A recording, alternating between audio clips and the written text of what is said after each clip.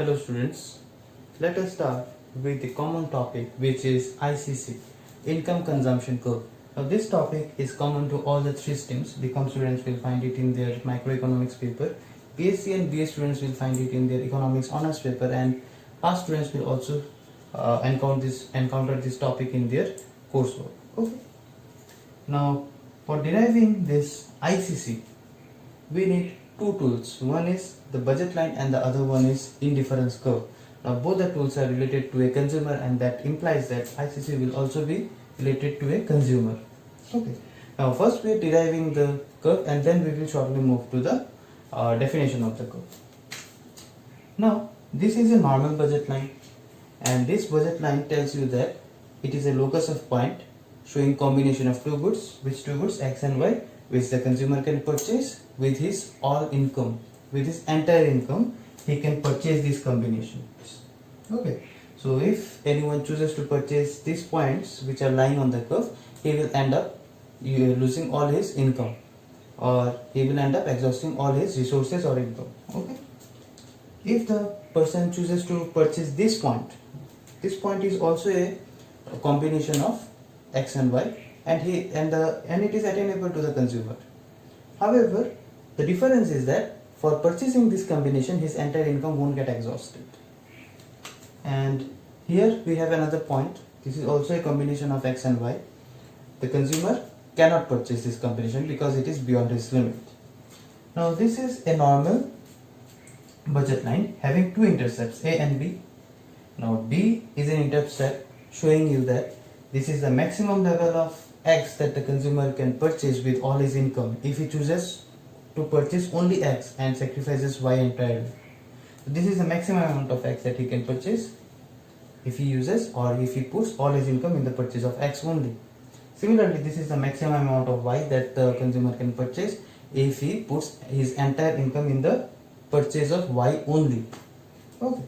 And lastly, the slope of budget line is given by the price ratios Px by Py, and it is accompanied by a negative sign, minus sign.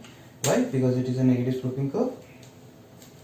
Okay, so I presume that you know the derivation of this slope of budget line from your PHS level classes. Okay, now this is a normal budget line. So this is the budget space, and this budget space is allowing the consumer to reach a specific level of satisfaction, which is depicted by this IC1 curve. So this IC1 curve is depicting a 10 utils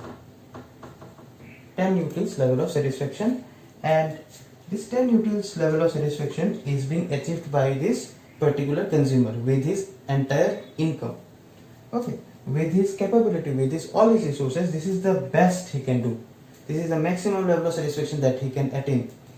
So this is the initial equilibrium, and at this equilibrium he is purchasing this much amount of X and this much amount of Y. Okay. Now if the income increases, what do we know? If the income increases, and provided the price of the two goods have remained constant, income has increased and price Px and Py has remained same, has remained constant. Only the price is increased, and what we will do to this budget line? It will shift the budget line to the right hand side. So we will have a new budget line A1 B1, and the new budget line tells us that the budget space has increased. With increasing income, the budget space has increased, and the capability of the person has also increased. Now he can attain more satisfaction. Okay, so why will he stay at IC1? He will move to a higher level of IC, which is IC2, depicting a higher level of satisfaction. So he is now in equilibrium at E2, and he is purchasing a bit more of X and a bit more of Y. Now with increase in income, the amount of X purchased by him and the amount of Y purchased by him has increased, but the proportion of them has remained constant. Why? Because the prices of the two goods have remained constant. If the prices would have changed, the proportion would have changed. So his combination consists X and Y in the same proportion. although he is consuming more of X and more of Y, but the proportion of X and Y in his combination has remained constant. Again, if the income increases, the budget line will further shift rightwards. We will have B2 and A2 as our new budget line. He will now choose to be on a higher indifference curve, IC3, depicting a higher level of satisfaction, say 30 level of utils. Okay, 30 utils. And he is now in equilibrium at E3. He is purchasing bit more of X and bit more of Y. The same phenomena will go on. So with change in income, we are encountering different level of equilibriums, and we are also encountering or witnessing an increase in the amount of X purchased and the increase in the amount of Y purchased. So with change in income, the equilibrium changes and the equilibrium level of X and Y also changes. Now if we join these 3 points, these 3 equilibrium points, we will get the curve known as ICC, income consumption curve. So income consumption curve is a locus of point. It is formed by numerous equilibrium points. Now each point on the ICC shows you or gives you equilibrium level of 2 goods, X1 and X2. Sorry, X1 and Y1. So ICC is a locus of point which is giving you equilibrium level of 2 goods, X and Y, at different levels of income. So this is the definition of ICC. Okay, and at every point of ICC, what are we witnessing? E1 is a point on ICC, E2 is a point on ICC, E3 is a point on ICC. At E1, we are witnessing that E1 पे क्या हो रहा है?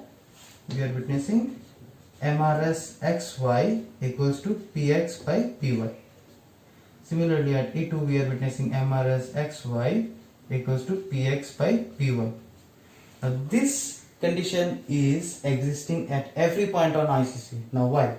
Because at every point on ICC, we are witnessing an equilibrium, a tangency point between the budget line and indifference curve. When a budget line and indifference curve becomes tangent, basically for a short point or a short space, they are merging together. So the slope of the 2 curves also becomes equal. So what is the slope of the budget line? It is Px by Py. What is the slope of MRS? What is the slope of IC curve? It is MRS XY, marginal rate of substitution between X and Y. So at this point, MRS XY equals to Px by Py, MRS XY equals to Px by Py, MRS XY equals to Px by Py is existing. Okay. And so we can say that at every point on ICC, this condition is satisfied. So just a quick revision, what is ICC? ICC is a locus of point showing combination of X and Y's, equilibrium combination of X and Y, not just X and Y, equilibrium combinations of X and Y's at different levels of income. Okay. And at every point of ICC, we are getting this condition satisfied. Okay. So this was all about ICC. I hope you guys understood it, and I hope you guys liked my class. Now thank you.